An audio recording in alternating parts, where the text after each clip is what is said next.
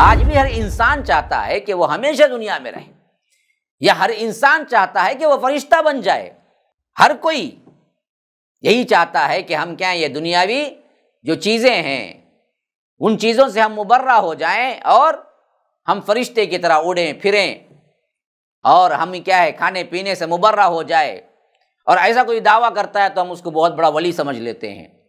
تو یاد رکھیے یہ پہلا فساد ہے انسانی دنیا کا، جو باقاعدہ طور پر یوں لگتا ہے کہ شیطان انسانوں کی رگ رگ سے واقف تھا، اسی واسطے بہکانے کے لیے وہ الفاظ استعمال کیے جس سے انسان بہک جائے۔ اصل نیک لوگوں کا لباس تو کیا ہے؟ وہ لباس التقوی، تقوی کا لباس ہے جو سب سے بہتر ہے، ذالک خیر۔ تو خالی خولی کیا ہے؟ بڑے بہترین جبے قبے پہن لینے سے انسان اچھا نہیں بن جاتا۔ اصل اللہ کے پاس انسان عظمت والا، عزت والا، احترام والا، تقدیس والا، مکرم اسی وقت بنے گا نا جی جب اس کے پاس تقوی ہوگا۔ تقوی سے ہی اللہ کے ہاں کیا ہیں درجات بلند ہوتے ہیں، کپڑوں سے نہیں ہوتے۔ وہ دکھتے نہیں ہیں، دکھے بغیر دل کے اندر وسوسہ ڈالتے ہیں، گمراہ کرنے کی طاقت رکھتے ہیں۔ تو یاد رکھو ہمیشہ اللہ کی پناہ میں آ جایا کرو، ہمیشہ جب بھی کوئی بھی گناہ کا وسوسہ دل میں آئے تو اعوذ باللہ من الشیطان الرجیم پڑھ لیا کرو، دعاؤں کا اہتمام کر لیا کرو، کیونکہ اللہ نے ان کو یہ قوت دی ہے کہ وہ دراصل، اور اس کا قبیلہ بھی، صرف وہی نہیں، اس کے چیلے چانٹے جو بھی ہیں وہ سب کچھ تمہیں وہاں سے دیکھتے ہیں، من حیث لا ترونہم، جہاں سے تم انہیں نہیں دیکھتے۔ اس سے معلوم ہو گیا کہ جن کو عموماً انسان نہیں دیکھ سکتا، ہاں جنات شیاطین انسانوں کو دیکھتے ہیں۔ اللہ تبارک و تعالیٰ کے لیے کوئی منت مانگتے تھے، کوئی نظر مانگتے تھے، یہ بھی مانگ لیتے تھے کہ ہم ننگا طواف کریں گے کعبۃ اللہ کا۔ تو جب ان سے کہا جاتا تھا کہ یہ بے حیائی ہے کہ اللہ کے گھر میں ننگا طواف ہو، لیکن جب یہ ان سے روکا جاتا تو ان لوگوں نے کہا کہ یہ ہمارے باپ دادا سے آ رہا ہے، اللہ امرنا بہا، اور باپ دادا کر رہے ہیں تو اللہ ہی نے حکم دیا ہوگا۔ اللہ نے صاف جواب دیا، بدبختو سنو، ان اللہ لا یامر بالفحشاء، اللہ کبھی بھی فحش کا حکم نہیں دیتا، برائی کا حکم نہیں دیتا۔ اتقولون علی اللہ ما لا تعلمون، کیا تم اللہ تبارک و تعالیٰ پر وہ کہتے ہو جو جانتے نہیں ہو؟ تم بے علم باتیں کرتے ہو، بے سند باتیں کرتے ہو اللہ تبارک و تعالیٰ پر۔ MSLI TV، رہنمائی بدلتی دنیا کے لیے۔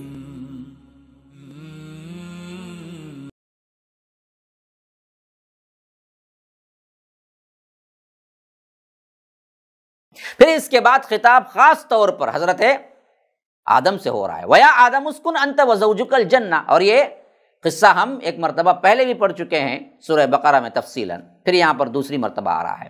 وَيَا آدَمُ اسْكُنْ أَنْتَ وَزَوْجُكَ الْجَنَّةَ فَكُلَا مِنْ حَيْثُ شِئْتُمَا وَلَا تَقْرَبَا هَٰذِهِ الشَّجَرَةَ فَتَكُونَا مِنَ الظَّالِمِينَ، اور فرمایا کہ اے آدم تو اور تیری بیوی اس جنت میں رہو، اور پس دونوں کھاؤ جہاں سے چاہو، اور اس درخت کے قریب مت جاؤ ورنہ تو ظالموں میں سے ہو جاؤ گے۔ یعنی درمیان میں وہ واقعہ جو سورہ بقرہ میں آیا ہے وہ یہاں پر حذف ہے، اور ڈائریکٹ اس کے بعد دوسرا واقعہ ہے۔ تو بہرکیف اللہ تبارک و تعالیٰ نے حضرت آدم سے کہا کہ تم اور تمہاری بیوی جنت میں رہو، اور اس جنت کی صفت کیا ہے؟ فَكُلَا مِنْ حَيْثُ شِئْتُمَا، جہاں سے جو چاہے کھاؤ پیو، تمہارے اوپر کوئی ریسٹرکشن نہیں، لیکن صرف ایک شرط ہے، وَلَا تَقْرَبَا هَٰذِهِ الشَّجَرَةَ، ایک درخت کو دکھا کر بتایا گیا کہ دیکھو اس کے قریب نہ جانا، اگر وہاں جاؤ گے تو فَتَكُونَا مِنَ الظَّالِمِينَ، اور تم ظالموں میں سے ہو جاؤ گے، گناہ کر بیٹھو گے۔ پھر اللہ تبارک و تعالیٰ فرما رہا ہے کہ فَوَسْوَسَ لَهُمَا الشَّيْطَانُ لِيُبْدِيَ لَهُمَا مَا أُورِيَ عَنْهُمَا مِنْ سَوْآتِهِمَا وَقَالَ مَا نَهَاكُمَا رَبُّكُمَا عَنْ هَٰذِهِ الشَّجَرَةِ إِلَّا أَن تَكُونَا مَلَكَيْنِ أَوْ تَكُونَا مِنَ الْخَالِدِينَ، کہ ہوا کیا؟ پھر شیطان نے ان دونوں کے لیے وسوسہ ڈالا تاکہ ان کے لیے ظاہر کر دے جو کچھ ان کی شرمگاہوں میں سے ان سے چھپایا گیا تھا، اور اس نے کہا کہ تم دونوں کے رب نے تمہیں اس درخت سے منع نہیں کیا مگر صرف اس لیے کہ کہیں تم فرشتے نہ بن جاؤ یا ہمیشہ رہنے والوں نہ بن جاؤ۔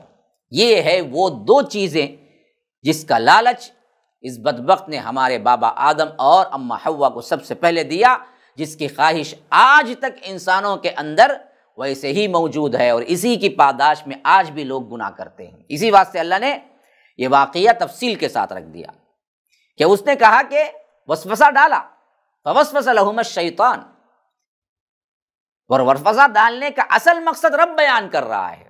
کیوں ڈالا؟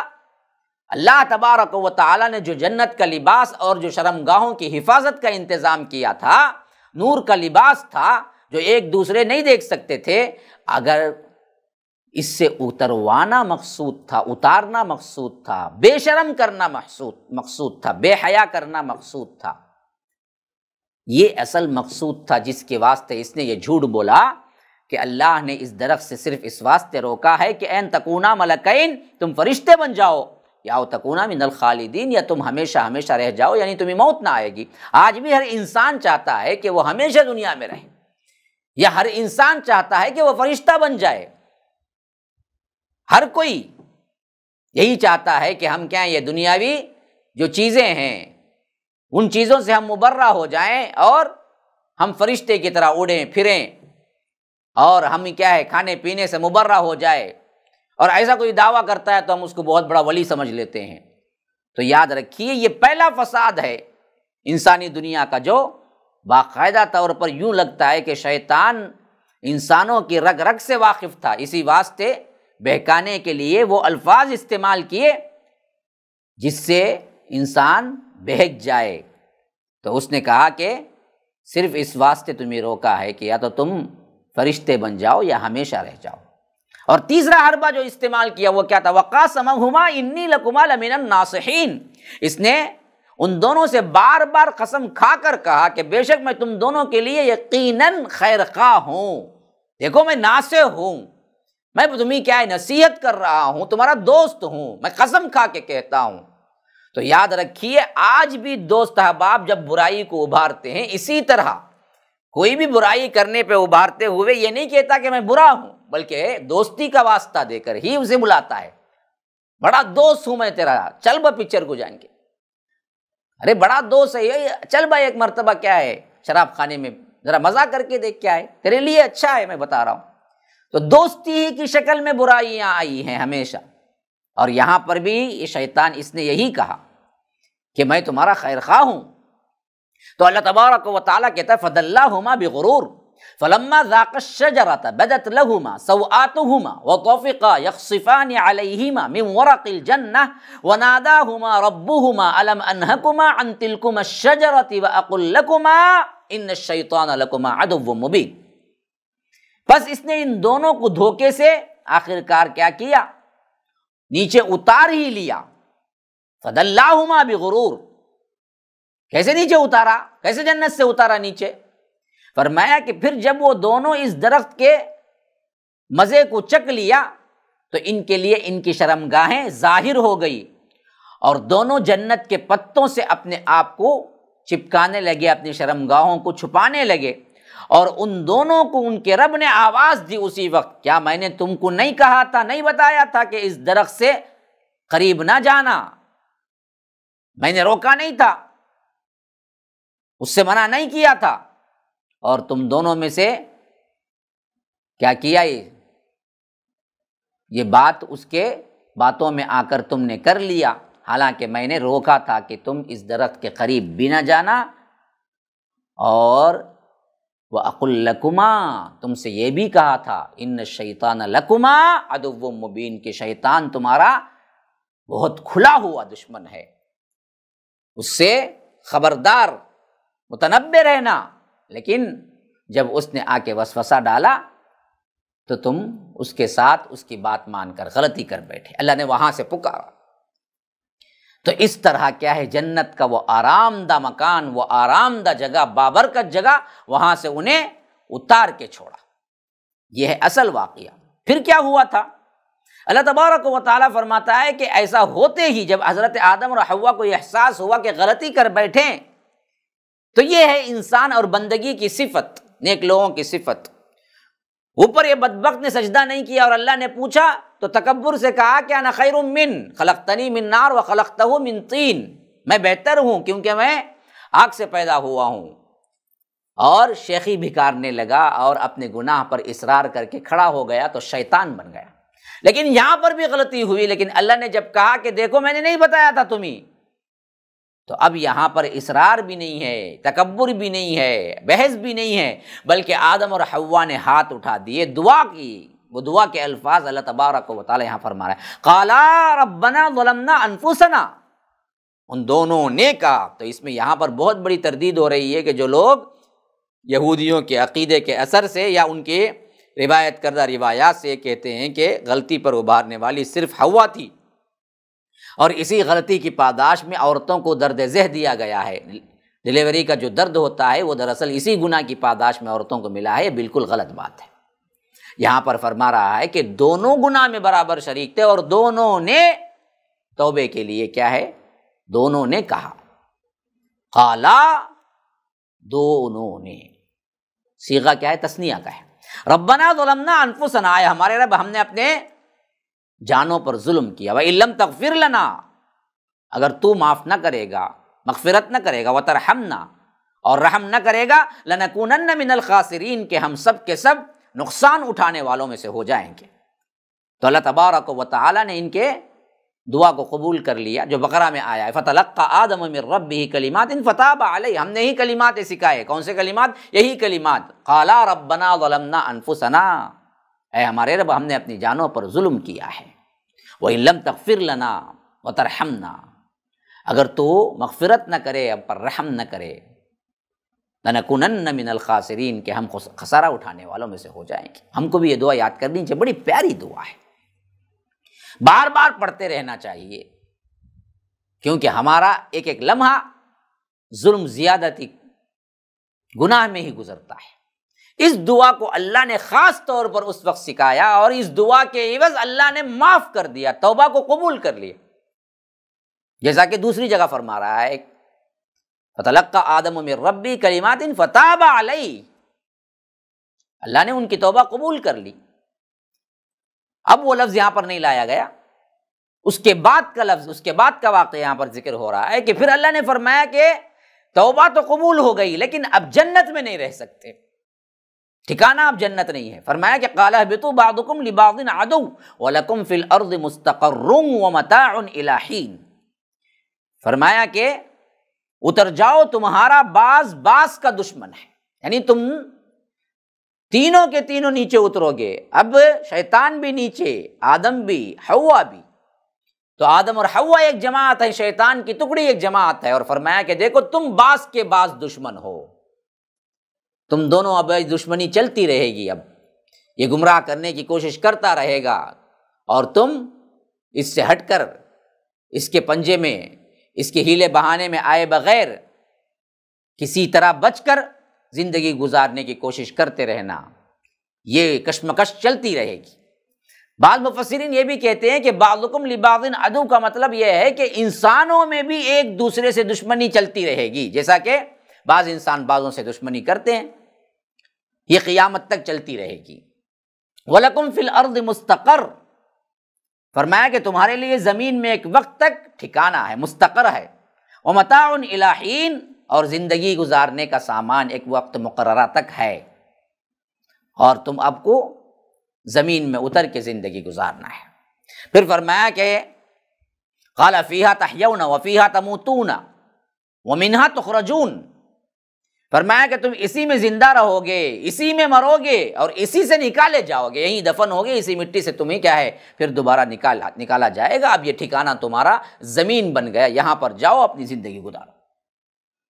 پھر اللہ تبارک و تعالیٰ فرماتا ہے کہ یا بنی آدم قد انزلنا علیکم لباسا یواری سوآتکم وریشا ولباس التقوی ذالک خیر ذالک من آیات اللہ لعلہم یذکرون، اے اولاد آدم، بے شک ہم نے تم پر لباس اتارا ہے جو تمہاری شرمگاہوں کو چھپاتا ہے اور زینت کے لیے بھی۔ لباس دو طرح کا کام کرتا ہے، ایک تو تمہارے سطر کی جگہوں کو چھپاتا ہے، دوسرا تمہارے بدن کو زینت دیتا ہے، خوبصورت بناتا ہے۔ کپڑے نکالنے میں کوئی خوبصورتی نہیں ہے جو آج دنیا اندھی بن کے جا رہی ہے بے حیائی میں، کپڑا کتنا کم پہنو اتنی خوبصورت، لا حول ولا، خوبصورتی نہیں ہے، وہ تو ہوس کی پجاری ہے۔ خوبصورت لباس پہننے میں ہے جی۔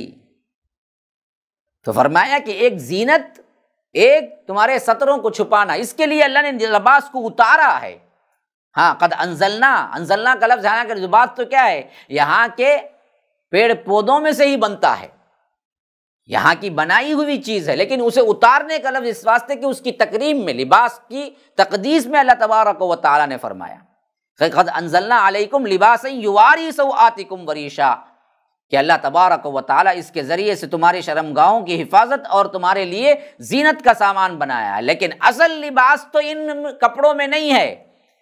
اصل نیک لوگوں کا لباس تو کیا ہے؟ وہ لباس التقوی، تقوی کا لباس ہے جو سب سے بہتر ہے، ذالک خیر۔ تو خالی خولی کیا ہے؟ بڑے بہترین جبے قبے پہن لینے سے انسان اچھا نہیں بن جاتا۔ اصل اللہ کے پاس انسان عظمت والا، عزت والا، احترام والا، تقدیس والا، مکرم اسی وقت بنے گا نا جی جب اس کے پاس تقوی ہوگا۔ تقوی سے ہی اللہ کے ہاں کیا ہیں درجات بلند ہوتے ہیں، کپڑوں سے نہیں ہوتے۔ تو اصل تو یہ چیز ہے جس کے تمہیں لحاظ رکھنا چاہیے۔ ذالک من آیات اللہ لعلہم یذکرون، یہ اللہ تبارک و تعالیٰ کی نشانیوں میں سے ہیں تاکہ تم نصیحت حاصل کریں۔ تو یہاں پر تطبیق دیکھ لیجئے، اوپر لباس کا اتارنا شیطان نے جس طرح گمراہی میں ڈالا اور کس طرح ان کو لباس کے اتروانے کے لیے وسوسہ ڈالا، تو اللہ تبارک و تعالیٰ نے سب سے پہلے اسی پر گفتگو کی۔ جب واقعہ ختم ہوا تو اگلی آیت میں بتلایا کہ لباس کی کیا اہمیت ہے، اور لباس کے ساتھ ساتھ اصل مقصود تقوی ہے، تقوی کا لباس اختیار کرو۔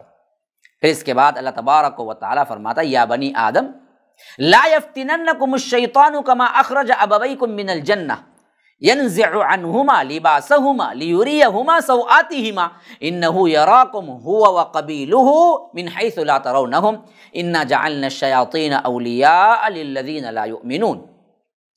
اے اولاد آدم، یہ ہے وہ قصہ جو بیان ہوا نا ابھی، اس پورے قصے کا خلاصہ یہ ایک آیت ہے، یاد رکھیے۔ کہیں شیطان تمہیں فتنے میں نہ ڈال دے جس طرح اس نے تمہارے ماں باپ کو جنت سے نکال دیا، کما اخرج ابویکم من الجنہ۔ دیکھو ہوشیار ہو جاؤ، تمہارا پکا دشمن ہے اور تمہارے پورے نسل کا دشمن ہے، کیونکہ یہی وہ بدبخت ہے تمہارے باپ آدم اور حوا کو بھی اسی بدبخت نے سب سے پہلے کیا کیا تھا؟ بہکایا تھا۔ اس واسطے اس واقعے کو ذہن میں رکھو، کبھی شیطان کو دوست نہ بناؤ۔ اسی لیے فرما رہا ہے کہ کما اخرج ابویکم من الجنہ، جس طرح اس نے تمہارے ماں باپ کو جنت سے نکلوا دیا تھا، اس طرح کیا تم بھی اگر اس کی پیروی کرو گے تو اسی طرح کیا ہے گمراہ کر کے چھوڑے گا۔ ینزع عنہما لباسہما لیریہما سوآتہما، ان دونوں سے اس نے لباس اتارتا تھا تاکہ دونوں کو ان کی شرمگاہیں دکھا دے۔ ہاں، اصل مقصود یہ تھا۔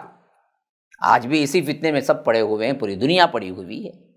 بے حیائی، ننگا پن، یہ شیطان کا سب سے اہم حربہ ہے جس کو اللہ تبارک و تعالیٰ بیان کر رہا ہے کہ اولاد آدم شیطان کے اس فتنے میں نہ پڑو۔ جس طرح اس نے تمہارے ماں باپ کو جنت سے نکال دیا، وہ دونوں سے ان کے لباس اتارتا تھا تاکہ دونوں کو ان کی شرمگاہیں دکھائے۔ بے شک انہ یراکم هو وقبیلہ من حیث لا ترونہم، بے شک وہ اور اس کا قبیلہ، یعنی وہ اور اس کا قبیلہ کا مطلب ہے شیطان اور اس کے چیلے، وہ اور اس کا قبیلہ مطلب ہے شیطان اور اس کے چیلے کیا کرتے ہیں؟ تمہیں وہاں سے دیکھتے ہیں جہاں سے تم انہیں نہیں دیکھ سکتے۔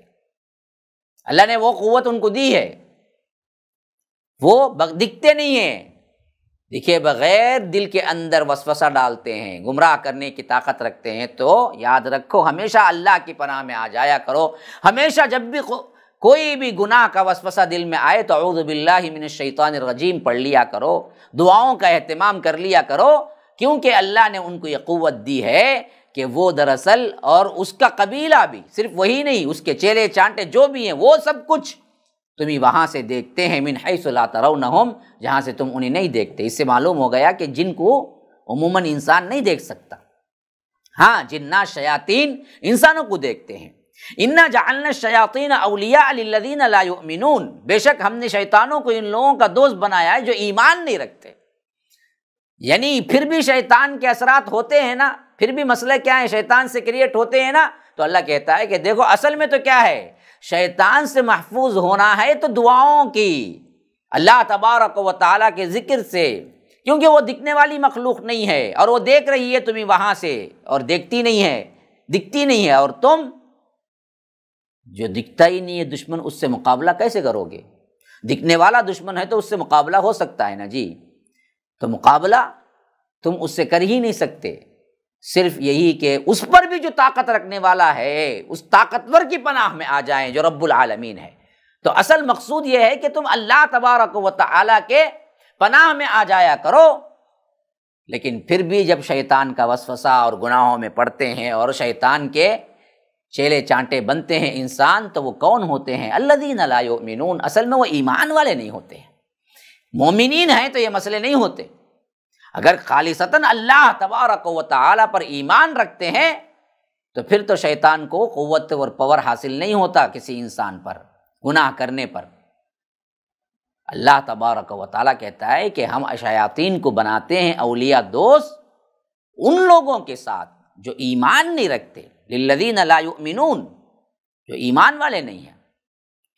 جب ایسا ہوتا ہے نا جی، پھر کیا ہوتا ہے؟ فرمایا کہ وَإِذَا فَعَلُوا فَاحِشَةً قَالُوا وَجَدْنَا عَلَيْهَا آبَاءَنَا وَاللَّهُ أَمَرَنَا بِهَا قُلْ إِنَّ اللَّهَ لَا يَأْمُرُ بِالْفَحْشَاءِ أَتَقُولُونَ عَلَى اللَّهِ مَا لَا تَعْلَمُونَ۔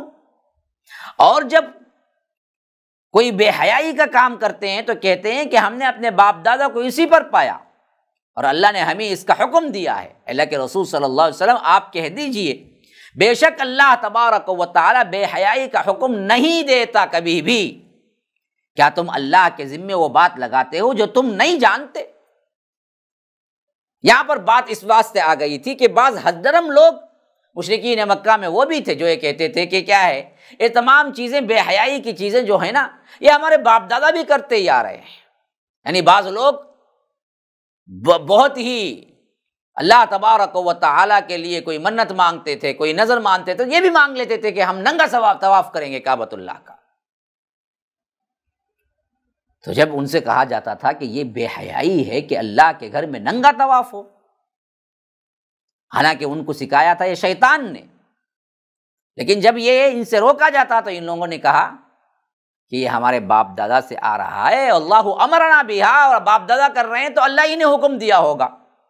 اللہ نے صاف جواب دیا، بدبختو سنو، ان اللہ لا یامر بالفحشاء، اللہ کبھی بھی فحش کا حکم نہیں دیتا، برائی کا حکم نہیں دیتا۔ اتقولون علی اللہ ما لا تعلمون، کیا تم اللہ تبارک و تعالیٰ پر وہ کہتے ہو جو جانتے نہیں ہو؟ تم بے علم باتیں کرتے ہو، بے سند باتیں کرتے ہو اللہ تبارک و تعالیٰ پر۔ آج بھی یاد رکھیے یہ شرکیہ جہاں بھی گڑھ ہیں، درگاہ اور اسی طرح کے کیا ہے بے حیائی کے کام، ڈنکے کی چوٹ پہ ہم کیا کرتے ہیں؟ دین کے نام پہ کرتے ہیں، اور لوگ اس کو قبول کیے ہوئے ہیں، شرم نہیں آتی، جاہل ہیں، اللہ پر افترا کرتے ہیں، جھوٹ باندھتے ہیں۔ ہاں، درگاہ میں عرس ہو رہا ہے، عرس میں کیا ہوگا جی؟ باجا بجے گا، ہاں قوالی ہوگی، میوزک ہوگا، میوزیکل آئٹم، ستار بجا کے، کلین شیو، 420 بیڑا منہ میں، نشے میں دھت، کیا کر رہا ہے؟ قوالی گا رہا ہے، افیون استعمال کر رہا ہے۔ درگاہوں کے جتنے پجاری اور فقیر وہاں بیٹھے ہوتے ہیں عموماً دیکھ لیجئے وہ ڈرگس ہوتے ہیں، پورے کے پورے ڈرگ لینے والے ہوتے ہیں، نشی ہوتے ہیں، اور کہتے کیا ہے؟ ہم اللہ کے نشے میں ہیں، بڑا نیک کام ہے، اور ایسے نشی بدبختوں کو لوگ ولی سمجھتے ہیں۔ تو یہ سب کردار اس وقت بھی تھا، اور ان کے جوابات بھی یہی تھے جسے اللہ شدمت سے انکار کر رہا ہے کہ بدبختو قل ان اللہ لا یامر بالفحشاء، اللہ تبارک و تعالی کبھی بھی بے حیائی کا حکم نہیں دیتا۔ اتقولون علی اللہ ما لا تعلمون، تم اللہ تبارک و تعالیٰ پر وہ بات کہہ رہے ہو جس کو تم جانتے ہی نہیں ہو، اٹکل پچو باتیں بنا رہے ہو، بے دلیل کی تم اللہ تبارک و تعالیٰ پر باتیں بنا رہے ہو۔ بلکہ اللہ تبارک و تعالیٰ کیا حکم دیتا ہے وہ اس آیت میں آ گیا، قل، اللہ کے رسول صلی اللہ علیہ وسلم آپ کہہ دیجیے، امر ربی بالقسط، میرے رب نے تو انصاف کا حکم دیا ہے، عدل کا حکم دیا ہے۔ میرا رب بے حیائی فحش کا حکم نہیں دیتا، بلکہ میرا رب تو عدل کا حکم دیتا ہے۔ وَأَقِيمُوا وُجُوهَكُمْ عِنْدَ كُلِّ مَسْجِدٍ وَادْعُوهُ مُخْلِصِينَ لَهُ الدِّينَ كَمَا بَدَأَكُمْ تَعُودُونَ۔ میرا رب کا حکم تو عدل کا ہے، اور اپنے رخ کو، اپنے چہرے کو ہر نماز کے وقت سیدھے رکھو اور اس کے دین کے لیے خالص کرتے ہوئے اسی کو پکارو۔ جس طرح اس نے تمہاری ابتدا کی، اسی طرح تم دوبارہ پیدا کیے جاؤ گے، سوال جواب ہوگا۔ یہ میرا رب، اصل حکم تو یہ دیا ہے میرا رب کہ امر ربی بالقسط، میرے رب تو کیا ہے، لا یامر بالفحشاء۔ اوپر سے آپ لے لیجئے مربوط کس طرح آ رہی ہے، دیکھیے بات، قل ان اللہ لا یامر بالفحشاء، اللہ تبارک و تعالی بے حیائی کا حکم نہیں دے رہا، ہرگز بھی نہیں، یہ تم جھوٹ بولتے ہو، تقولون علی اللہ ما لا تعلمون۔ تو کیا دیتا ہے، امر ربی بالقسط، میرا رب تو حکم دیتا ہے عدل کا، انصاف کا، صاف ستھرا، طہارت کا، پاکی کا، حلال کا۔ اور اقیموا وجوہکم عند کل مسجد، جب بھی اللہ تبارک و تعالیٰ کے لیے نماز کے لیے کھڑے ہو جاؤ تو اپنا وقت پورا کا پورا قبلے کی طرف، اللہ کی طرف کر دو، اور وادعوہ، اللہ ہی کو پکارو، مخلصین لہ الدین، دین کو خالص کرتے ہوئے صرف اور صرف رب کو پکارو، کسی اور کو نہ پکارو۔ یہ رب کا حکم ہے۔ کما بدأکم تعودون، یاد رکھو جو کچھ بھی تم کر رہے ہو یہاں سے مر کر مٹی میں نہیں مل جاؤ گے، بلکہ جیسے اللہ نے پہلی مرتبہ تم کو پیدا کیا ہے پھر دوبارہ تم کو پیدا کرے گا، وہاں تمہارے حرکت جنبش پائی کا حساب دینا ہوگا، ایسے ہی تمہیں چھوڑ نہیں دیا جائے گا۔ فریقاً ہدا و فریقاً حق علیہم الضلالہ انہم اتخذوا الشیاطین اولیاء من دون اللہ ویحسبون انہم مہتدون۔ اب رہی بات کہ ایک گروہ اس نے ہدایت دی اور ایک گروہ اس پر گمراہی ثابت ہو چکی، واضح بات آئی، عقل سلیم، قلب سلیم رکھنے والا ہدایت یافتہ ہوا۔ فریقاً ہدا، ایک فریق تو وہ ہے جو ہدایت پر ہے، وفریقاً حق علیہم الضلالہ، ایک کے حق میں تو ایک کے اس میں ضلالت ثابت ہو کر رہ گئی، کیونکہ اس نے خود گمراہی اپنائی۔ انہم اتخذوا الشیاطین اولیاء، بے شک انہوں نے اللہ کو چھوڑ کر شیاطین کو دوست بنا لیا ہے، اور ویحسبون، سمجھتے ہیں، انہم مہتدون، یقیناً وہ بڑے ہدایت والے ہیں۔ یا رب، کیا تصویر کشی ہے، سمجھنا ہے تو آنکھیں کھول دینے والی آیت ہے۔ اللہ تبارک و تعالی سے برحق گمراہی لے کے پلٹے، کون ہیں وہ لوگ، کیسے ہوتے ہیں وہ جن کے حق میں گمراہی ثابت ہو گئی؟ فریقاً حق علیہم الضلالہ، وہ کون ہوتے ہیں جن کو اللہ کہتا ہے کہ ہم اتخذوا الشیاطین اولیاء، جو خود سے ہو کر اللہ کو چھوڑ کر شیطانوں کو دوست بناتے ہیں۔ ہاں، اللہ نے تو ہدایت دی کہ صرف اللہ کو پکارو، یہ لوگ اللہ کو چھوڑ کر دوسروں کو پکارتے ہیں، تو گویا کہ شیطانوں کو دوست بنا لیتے ہیں، اور دوست بنا کے سمجھتے یہ ہیں کہ بڑے ہدایت یافتہ ہیں۔ آج بھی یہی حالت ہے ان لوگوں کا، ان بھائیوں کا جو اپنے آپ کو بریلوی، اپنے آپ کو کیا ہیں، بڑے اولیاء اللہ کے ماننے والے، اور ہم کو تانے دیتے ہیں کہ یہ ولیوں کے گستاخ۔ ان کا حال دیکھیے یہی ہے، ایک تو شیطانی والا فعل کرتے ہیں، شیطانوں کو دوست بناتے ہیں، وہاں پر گھنگرو ہوتے ہیں، وہاں پر ڈانس ہوتا ہے، وہاں پر شراب چلتی ہے، وہاں پر کیا ہے، نشہ چلتا ہے، وہاں پر گانے بجانے چلتے ہیں، وہاں عورتیں مردوں کا اخلاط ہوتا ہے، اختلاط ہوتا ہے، وہاں پر کیا ہے، ایک دوسرے کے اندر بے حیائی ہوتی ہے، وہاں پر ایک دوسرے کے ساتھ دونوں لوگ ایک دوسرے کے ساتھ بے حیائی کرتے ہیں، عورتیں مرد ایک ساتھ ہوتے ہیں۔ یہ تمام چیزیں ان کو کیا لگتی ہیں، بڑا اچھا کام کر رہے ہیں، بڑا اچھا کام کر رہے ہیں، اس سے اللہ تبارک و تعالیٰ کے پاس ہمارے ولی سفارش کریں گے، ہم سیدھے جنت کو چلے جائیں گے، یہ سمجھتے ہیں۔ تو یہی حال ہے جو اللہ کے وَيَحْسَبُونَ أَنَّهُمْ مُهْتَدُونَ، وہ سمجھتے ہیں کہ بڑے ہدایت یافتہ ہیں، حالانکہ یہ پکے گمراہ ہیں۔ یا بنی آدم خذوا زینتکم عند کل مسجد وکلوا واشربوا ولا تسرفوا انہ لا يحب المسرفین۔ یا اے بنی آدم، ہر نماز کے وقت اپنی زینت لے لو اور کھاؤ پیو اور حد سے نہ گزرو، بے شک اللہ تبارک و تعالی حد سے گزرنے والوں سے محبت نہیں رکھتا۔ میں نے بتایا تھا نا کہ اوپر یہ لوگ بدبخت اللہ تبارک و تعالیٰ کے لیے نظر مانتے تھے، تو کبھی کبھی اس حد تک بے حیا ہو جاتے تھے، کہتے تھے کہ ہم کعبۃ اللہ کا ننگا طواف کریں گے، اور جب ان کو روکا جاتا تو کہتے ہمارے باپ دادا کرتے آئے ہیں، یہ اللہ ہی کا حکم ہے۔ تو اللہ نے کہا کہ دیکھو ہرگز بھی یہ میرا حکم نہیں ہے۔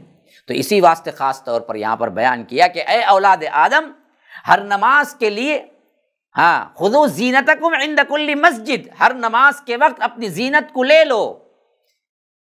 کبھی بھی یہ نہیں ہو سکتا کہ ننگا طواف کرنا اللہ کو پسند ہوگا، یا مسجد میں بے حیائی کا لباس پہن کے آنا اللہ کو پسند ہوگا۔ لباس زینت کا اختیار کرو۔ آج بھی بہت سے لوگ اس میں بڑے ہی مغالطے کا شکار ہیں، ایسے باریک کپڑے پہن کے آتے ہیں جس کا انگ انگ نظر آتا ہے، بنین اتنی باریک، ٹریک جو پہنتے ہیں اتنی باریک، سب کچھ نظر آتا ہے۔ یہ مسجد میں آنے کا لباس ہے؟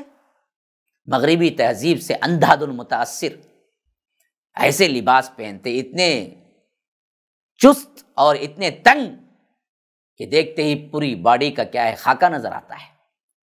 جبکہ اللہ نے تو مسجد میں آنے میں زینت کا لباس کا اختیار کرنے کا حکم دیا، اچھا لباس پہن کے آؤ، اور فرمایا کہ وَكُلُوا وَاشْرَبُوا، کھاؤ پیو۔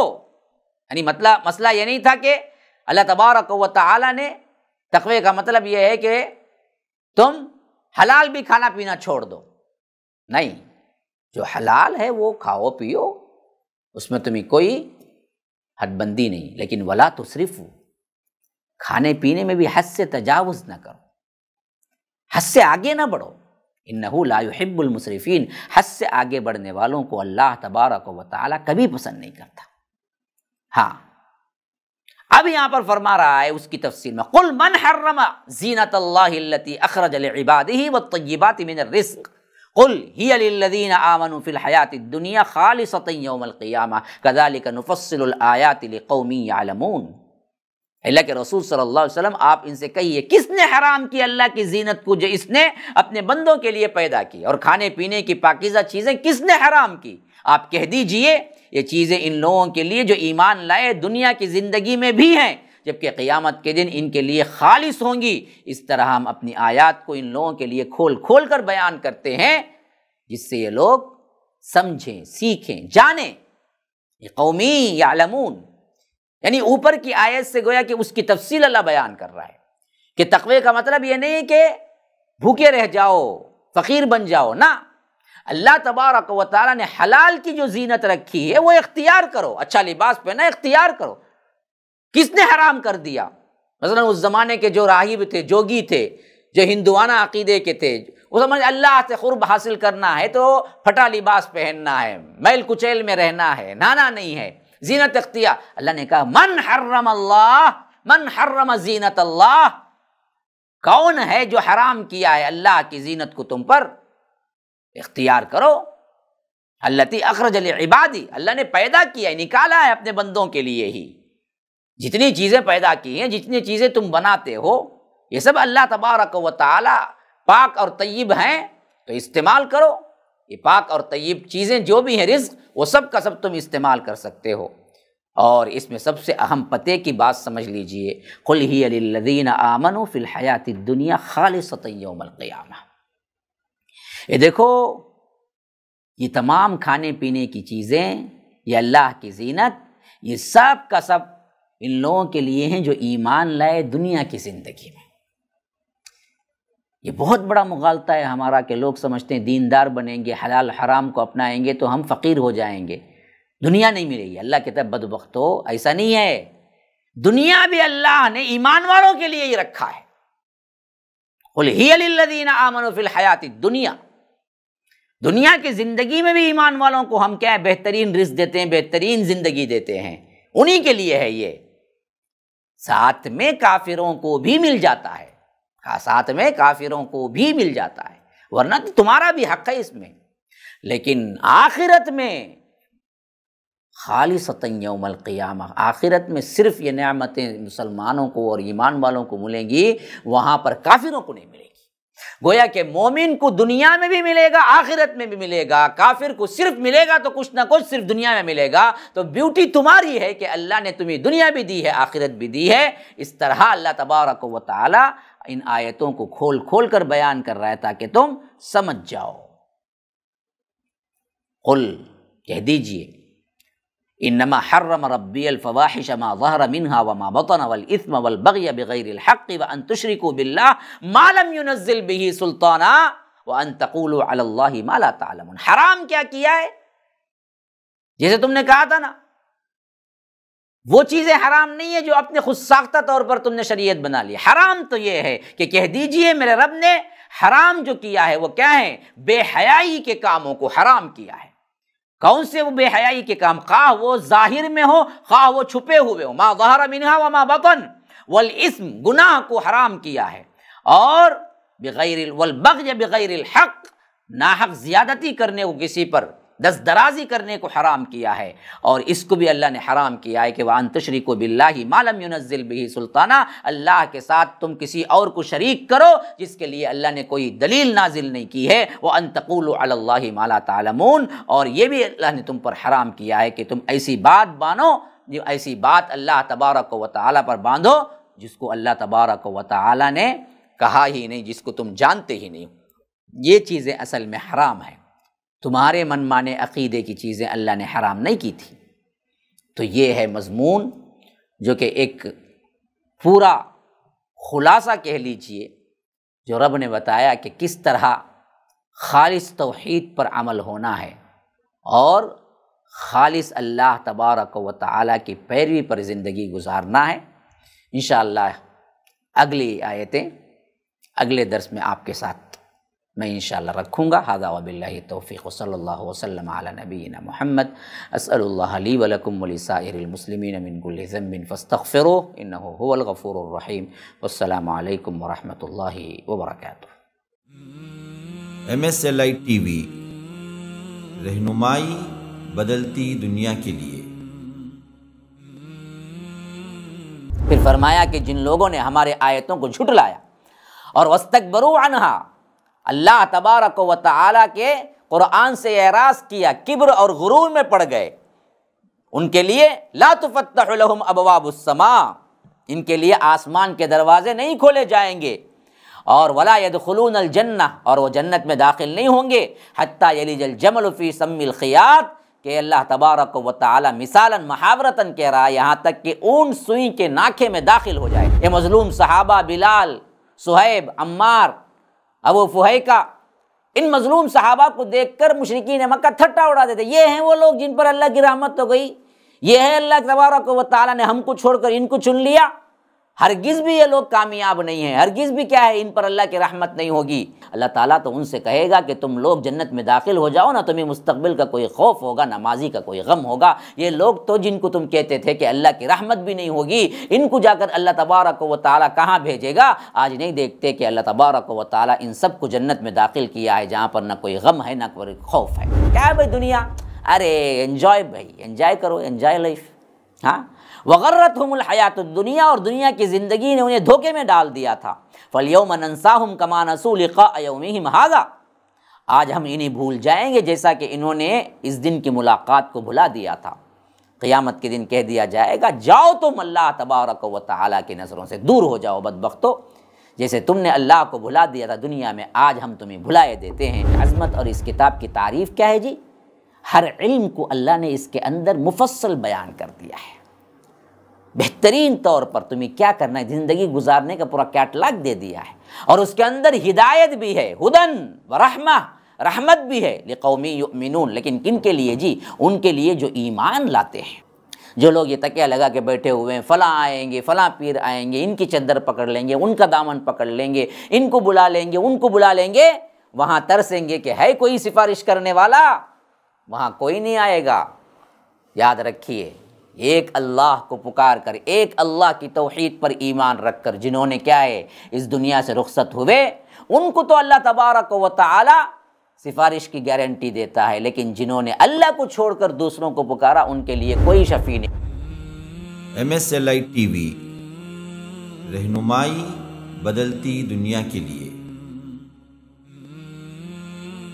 الحسنہ یونیورسٹی، یہ ہے پلاٹ اس طرح، یہ 4 ایکڑ کی زمین ہم نے کیا یونیورسٹی کے لیے مخصوص کر دی ہے، پورے 4 ایکڑ، اور ادھر ہم نے 20 پلاٹ بنائے ہیں، صرف 20 پلاٹ، یہ بہترین اپرچونٹی ہے ان لوگوں کے لیے جو دنیا و آخرت میں فلاح چاہتے ہیں.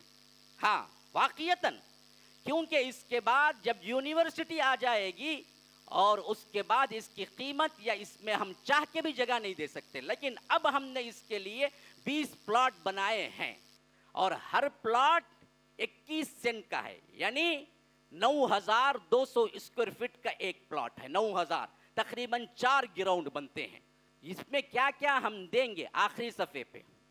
اس کے اندر ہم مسجد لائیں گے پلاٹ خریدنے والوں کے لیے، اور ساتھ میں جدید ٹیکنالوجی کے جو ضروری اشیاء ہیں جم وغیرہ وہ بھی لائیں گے، اور اس کے ساتھ ساتھ اس کے اندر ایک کلب ہاؤس ہوگا، ایک نساء کے لیے، عورتوں کے لیے الگ سے بیانات کے لیے ان کے لیے الگ سے ایک کالج ہوگی، اور اسی طرح مردوں کے لیے کالج ہوگی. کلیے مختلف ہوں گے، ان کلیات کو جوڑ کر یونیورسٹی لیول تک پہنچے گی یہ، اور انشاءاللہ العزیز اس کے ساتھ ساتھ 24 آورس 24/7 سیکیورٹی کا انتظام ہوگا، اور سوئمنگ پول ہوگا، اور اس کے ساتھ ساتھ آپ دراصل گارڈننگ وغیرہ کرنے کا شوق ہے تو آپ اپنی زمین میں گارڈننگ کر سکتے ہیں، کیونکہ 10,000 اسکوائر فٹ ملتا ہے. تقریباً آپ اس میں سے 1,000 یا 2,000 یا 3,000 بھی آپ اپنا گھر بنا لیں، بقیہ آپ کے لیے 7,500 یا 7,000 کا آپ کے لیے وقفہ ہے کہ آپ جو چاہیں اس میں بنا لیں. اور اس کے علاوہ سب پوروں کے لیے اس میں اسکولنگ پری کے جی ٹو لے کر 12 تک پورا انتظام ہے. بچہ باہر جانے کی ضرورت نہیں. 12 کے بعد انشاءاللہ پھر اس کے بعد کالج انشاءاللہ وہیں پر پڑھے گا. اعلیٰ ترین ڈگری تک اس کو پہنچانے کے لیے ہم نے دین کے ساتھ دنیا بھی جوڑا ہوا ہے. باقاعدہ اس کو بیچلر ڈگری اور ماسٹر ڈگریاں دی جائیں گی. ایک الگ سے شعبہ بھی ہوگا خالص دینیات کے لیے. اچھا ایک بات اور بتا دوں، یہ 21 سینٹ ایک آدمی کے نام پر ہی نہیں، 2 3 4 آدمیوں کے نام پہ بھی رجسٹر ہو سکتا ہے. آپ میں ہی اپنے لوگ 4 لوگ 7.5 لاکھ مل جائیں گے، 4 لوگ تو 4 لوگ رجسٹر کر کے اپنے آپ کو الگ کر کے ان کی اپنی زمین بن جائے گی. یہ بھی ہو سکتا ہے. ایک ہی آدمی خریدنا ضروری نہیں ہے، 4 آدمی مل کے بھی خرید سکتے ہیں، 6 آدمی مل کے بھی خرید سکتے ہیں. اس طرح ہم نے دراصل یہ 20 پلاٹ جو کیے ہیں، اگر اس کو 4 لوگ خریدیں تو 80 گھر آباد ہو جائیں گے یہ ٹاؤن شپ کے اندر. یہ اعلان عام ہے، آپ جو کوئی بھی کرنا چاہتے ہیں. اس میں ہم نے کیا کیا، EMI بھی رکھا ہے. اگر کوئی 30 لاکھ دے کے خرید نہیں سکتا، 6 مہینے میں بانٹ کر وہ 6 لاکھ روپئے بھی دے سکتا ہے. کوئی مسئلہ نہیں. آپ لوگ اس کو غور کریں، جو چاہیں ہمارے ریسیپشن آفس کے اندر سے آپ لے لیں جن لوگوں کے لیے ضروری ہے. اور جو لوگ اس میں انٹرسٹڈ ہیں وہ دراصل اپنا نام لکھوائیں، یا جو نمبرات ہیں ان نمبرات پہ آپ کانٹیکٹ کر سکتے ہیں.